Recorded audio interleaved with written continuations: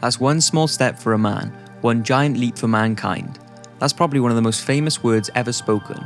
It's what Neil Armstrong said when he first stepped on the moon. But ever since the event, millions of theorists believe the mission didn't even happen and was faked by America in order to beat Russia in the space race.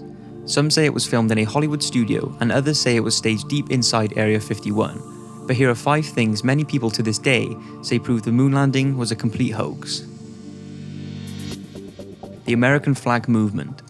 The fact that the flag placed by Neil Armstrong was flapping as if there was a wind breeze has led millions of people to claim the entire thing was staged. You see, the only reason we have wind on Earth is due to air, but since there is no air in space, wind cannot be created. There is, however, solar wind that is produced by a stream of plasma released from the upper atmosphere of the sun, but that would not have affected the flag on the moon, so why was the flag moving if there was zero wind? From a conspiracy point of view, the reason it was flapping is because it was staged, but from a believer's point of view, the flag's movement is because the astronaut just placed it there, and the vibration from when they let go kept it moving. NASA have also come forward and claimed that the flag was stored in a thin tube, and the rippled effect was caused by it being unfurled before being planted, and since there is no resistance on the moon, the flag just weightlessly flapped until the kinetic energy had died off, as opposed to gravity slowing it down like it would have done on Earth.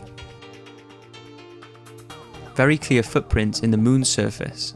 Gravity and moisture all help preserve things like footprints here on Earth, but since the moon has nearly zero gravity and a very low moisture content, then how did the footprints leave such a sharp imprint? Theorists believe the landing must have been staged, as there is no scientific way it would be visible, but many experts say that the fact the moon is so dry would have been the very reason for the visual footprints. They say the moon has a flour-like surface of dry lunar dust that would help leave an imprint, and since there is no wind on the moon, the dust would just be left unsettled. This one does sound a little bit iffy, but of course there is no way of knowing for sure what to believe.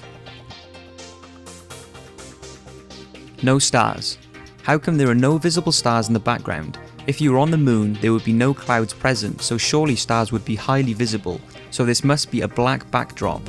This is a question asked frequently by theorists. If Apollo 11 was a hoax, this certainly wouldn't be the piece of evidence to prove it, as unfortunately this does have a scientific explanation, and here's how. The moon landing took place during the lunar mornings, meaning the sun would have been shining brightly, and the sunlight bouncing off the moon's surface into the camera lens would have washed out any light coming from the distance, especially tiny stars.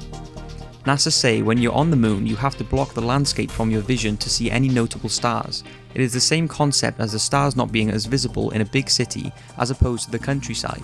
It's because the light from the city is washing out the stars. So this one can be ruled out, but if there were stars visible in the moon landing photos, then this would have been much more of a reason to doubt the mission. Neil Armstrong was in on it all.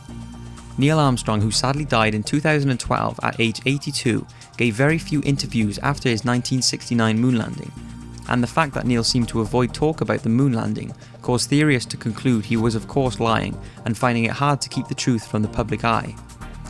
This mainly arose after his interviews were examined and showed what people say clear signs of lying, and he seems very uncomfortable when asked questions about the Apollo mission.